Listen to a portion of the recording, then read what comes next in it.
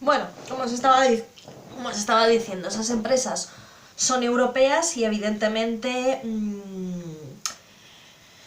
mm, la forma en la que se ha conseguido toda esa producción ha sido gracias a la explotación de sus antiguas colonias. ¿Qué ocurre?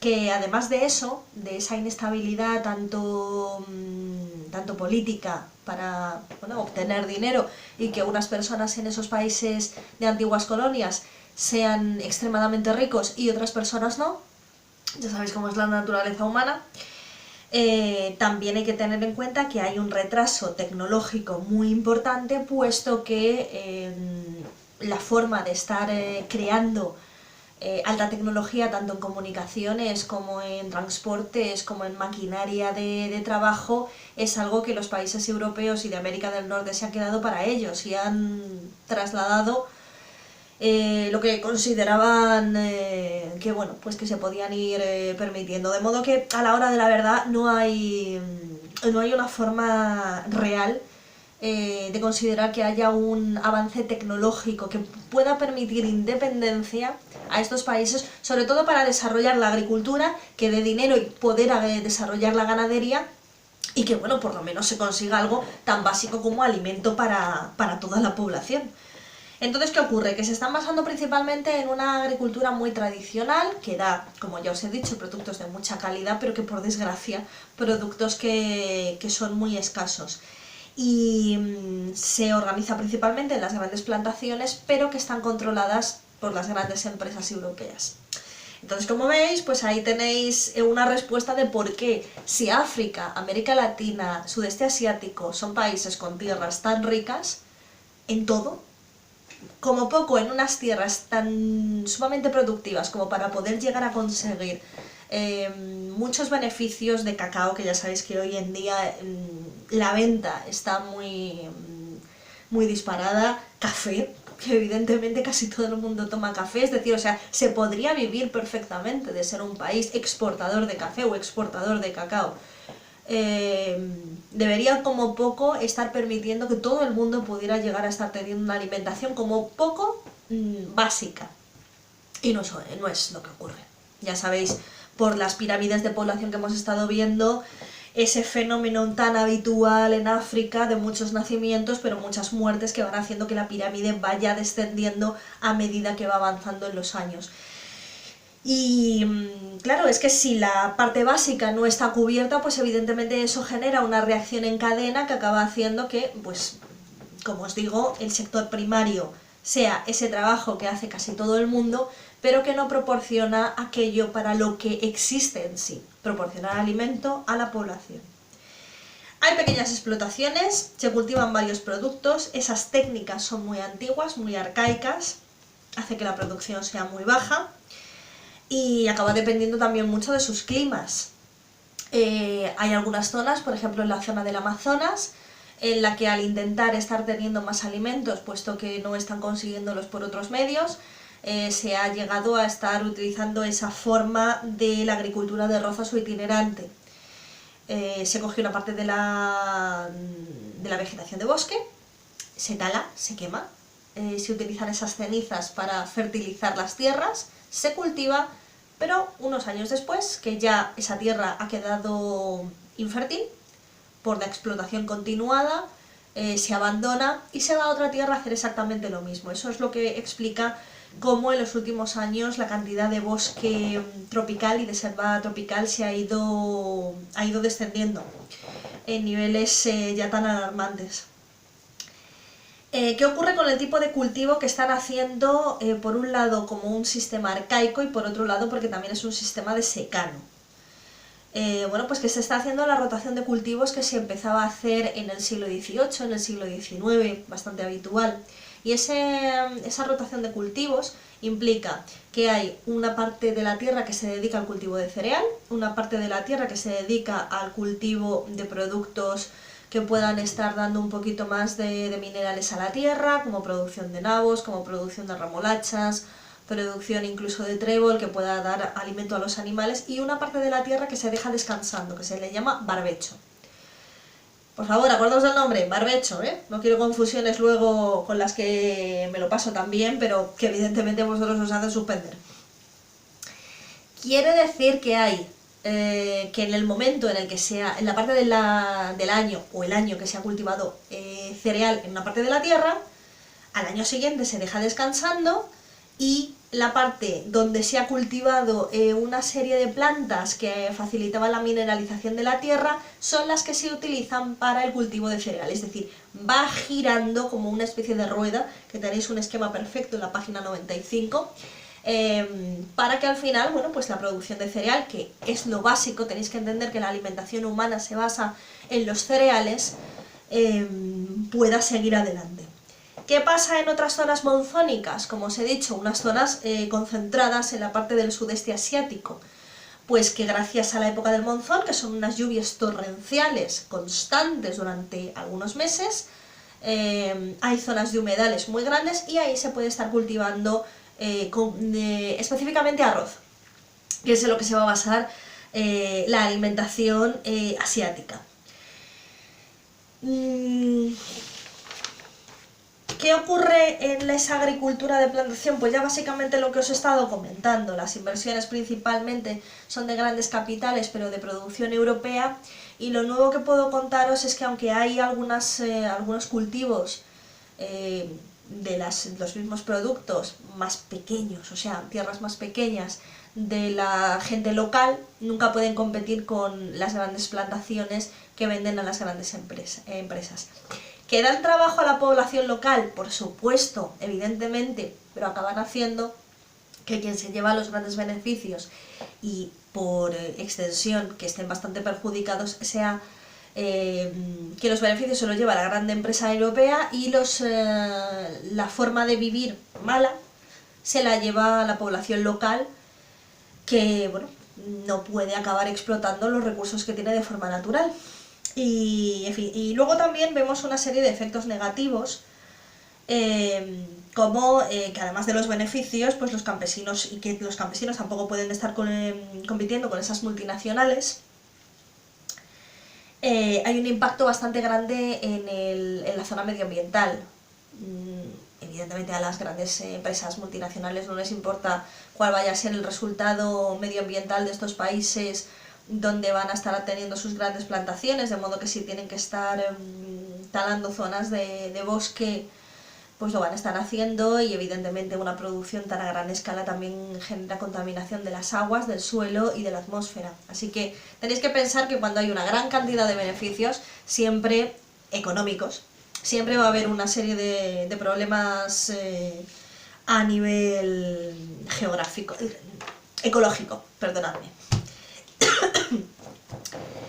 ¿Qué pasa en sí con la ganadería? Bueno, pues que la ganadería vamos a estar viendo que ya se va a estar basando en la cría de ganado, va a tener una serie de ganaderías concretas en las que se va a centrar, que van a ser la ovina, la bovina, la porcina y la aviar. Ya visteis que se puede ir sacando de cada uno de esos productos, de cada una de esas ganaderías, una serie de productos muy concretos que pueden estar ayudando a la forma de vida que tenemos en la actualidad. No me voy a centrar mucho en eso. Sé que es un punto muy grande, pero es que en este caso no vamos a estar viendo tampoco nada que sea nuevo. Evidentemente también va a estar utilizándose una serie de tecnologías nuevas, granjas especializadas para tener a los animales de forma estabulada, como dice vuestro libro. Estabulada quiere decir que van a estar dentro de establos de forma constante. ¿Por qué? Porque así se consigue un beneficio más rápido, el animal consigue crecer con más rapidez, y eso beneficia a la gran demanda que hay de toda la carne que vamos consumiendo. Sabéis perfectamente que en la actualidad la gran mayoría de la población consumimos más productos de origen animal que de origen vegetal, de modo que, bueno, pues evidentemente se trata de un sector que ha tratado de industrializarse con la mayor rapidez de la que ha sido capaz. Existe una ganadería sedentaria, nómada y transhumante. Nómada y transhumante es muy similar. Transhumante y nómada quiere decir que van a estar trasladando a los animales para que busquen nuevos pastos, para que tengan una crianza un poco más natural y eso afecte a la calidad del producto. Y la ganadería nómada va a ser, sedentaria va a ser la que se mantenga en los establos de forma constante.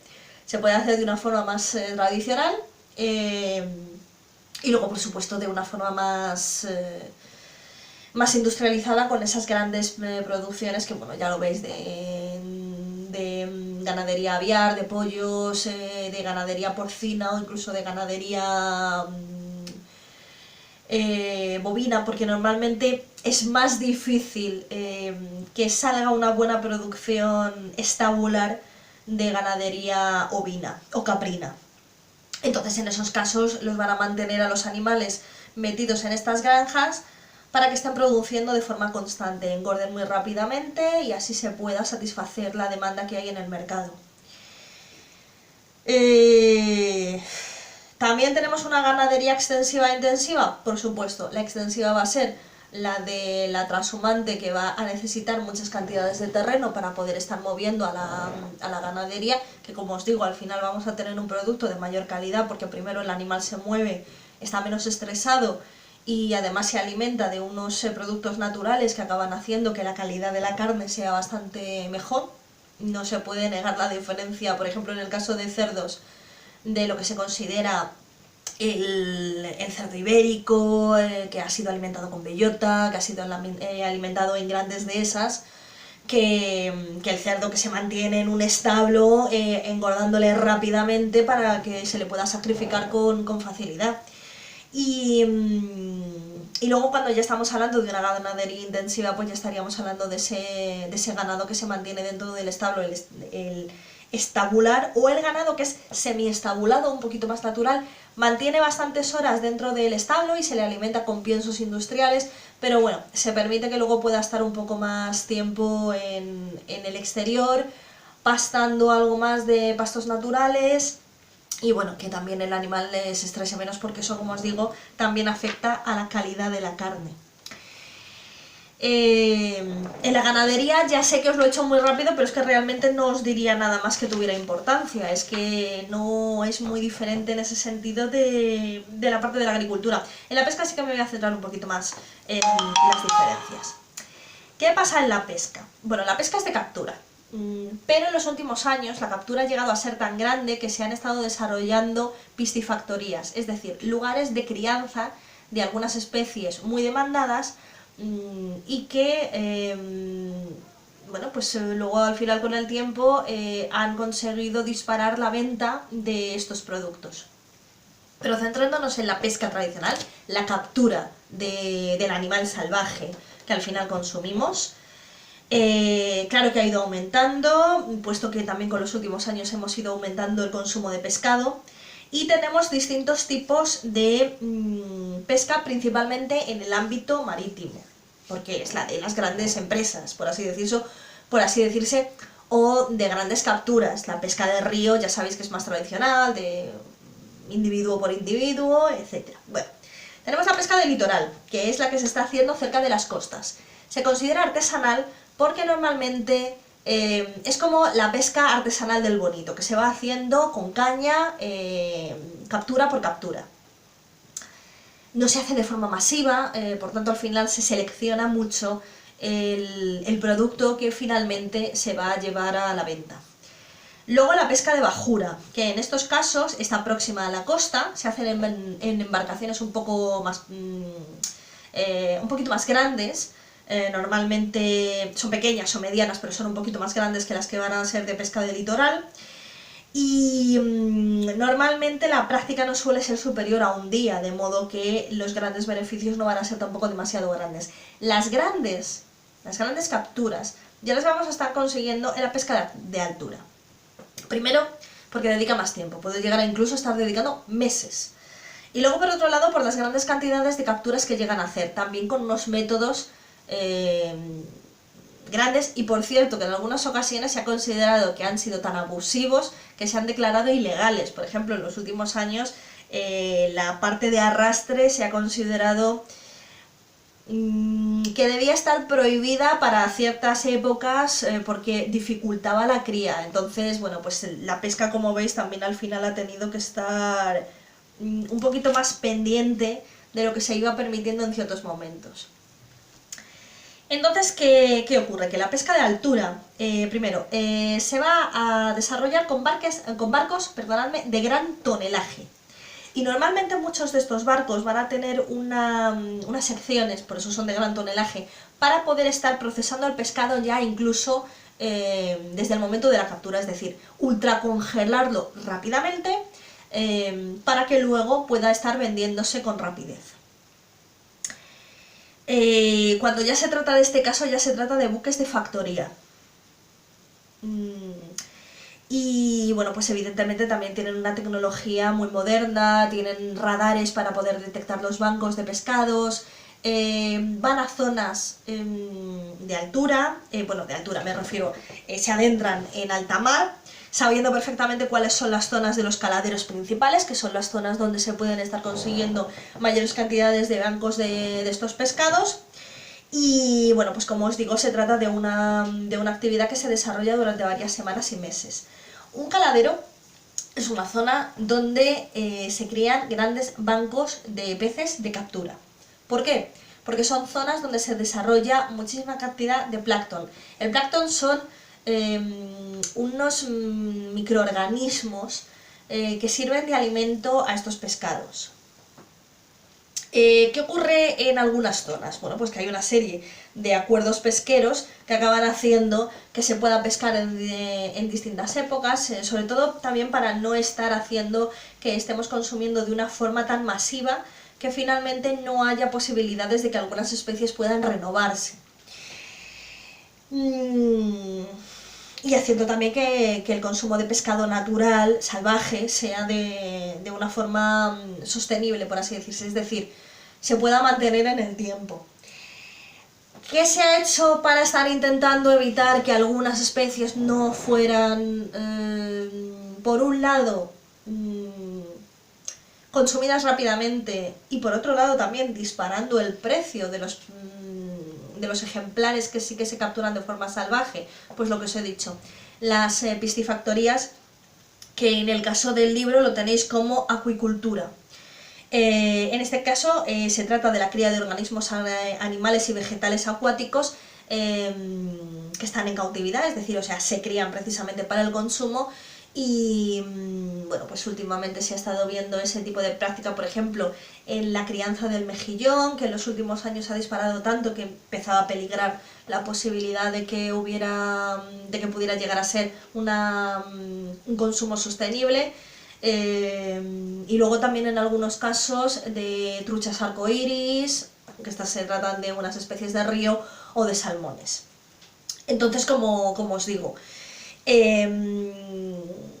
la intención siempre es poder seguir haciendo las grandes capturas, pero evidentemente intentando siempre, en todo caso, que pueda llegarse a ser una captura sostenible.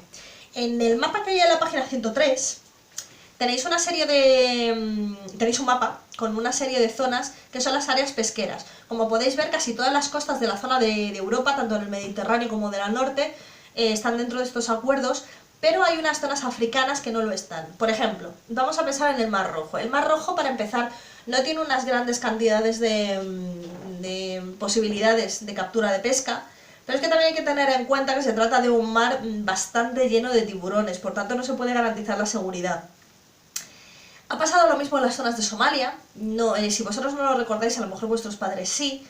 Recordarán algunas noticias de que esta zona estaba bastante llena de piratas modernos, que asaltaban los barcos que estaban cerca, algunas veces de forma de los barcos turísticos, o barcos que iban a zonas pesqueras, y no se podía garantizar la seguridad en esas zonas, puesto que tampoco los gobiernos centrales ayudaban mucho a poder controlar a esta población de piratas.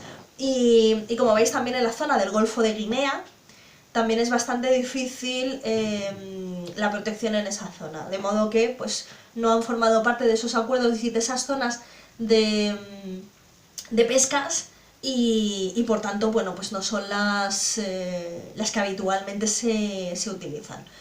Pero claro, como veis, unas de las zonas de mayor actividad siempre son la costa asiática, zona que consume muchísimas cantidades de pescado, por supuesto todas las zonas de la costa americana, tanto del norte como del sur, y por supuesto toda la zona de la costa europea, ¿vale?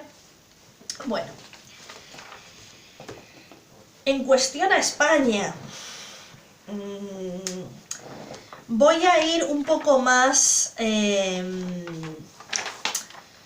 a estar diciéndoos un par de detalles, pero bueno, como recordaréis, tomé la decisión de que esos puntos finalmente no van a entrar para el examen, puesto que son una repetición más o menos de lo mismo. Pero tenéis que entender que España se ha tratado de una zona de unos contrastes bastante grandes precisamente por su clima.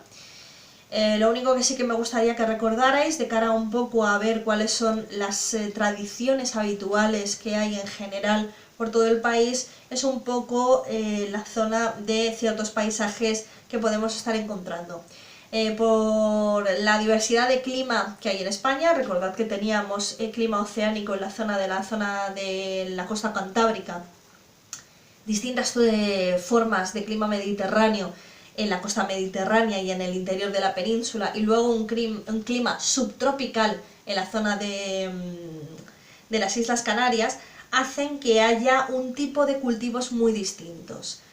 Incluso falta de cultivos, tenéis que tener en cuenta que la zona cantábrica se ha centrado muchísimo más en la ganadería, precisamente primero porque tienen una zona de terreno muy montañosa, que facilita más la ganadería que la agricultura, pero luego que en el interior tenemos más una agricultura basada en los cereales, que en toda la zona del litoral tenemos un cultivo más centrado en la huerta, y que luego finalmente tenemos un tipo de facilidades de cultivo en la zona subtropical canaria, que ha facilitado que haya allí productos tan singulares que no podemos encontrar en otras partes de España con la misma calidad, como sería cultivo de mangos, cultivo de plátano. El plátano de Canarias es tremendamente famoso, o de piñas. Es decir, que el clima y el tipo de suelo, recordad que se trata de un suelo principalmente volcánico, hacen que el cultivo sea diferente. Entonces, eso es lo único que sí que quisiera que recordarais en general de la parte española, porque lo que tenéis en el libro de texto luego en general habla de un poco de la repetición de lo que yo os he ido hablando, pero bueno, aplicado un poco en España. Entonces, esto básicamente sería lo que tendréis que estar viendo. Entiendo perfectamente que tendréis algún tipo de duda, así que me la vais preguntando, ya sabéis que por privado podéis hacerlo sin ningún tipo de problema. Y bueno, pues que vayáis estudiando, aunque tendremos tiempo todavía para repasarlo un poco más, pero bueno, con este vídeo ya lo tendréis de forma constante para cualquier cosa que se os vaya olvidando. Y bueno, que estéis muy bien, que tengáis mucho cuidado cuando salgáis. Por lo menos por aquí yo en mi barrio sigo teniendo una capa de hielo bastante grande, así que tened bastante cuidado cuando salgáis fuera. Y bueno, repasad bastante, que lo vais necesitando. Un beso para todos. Adiós.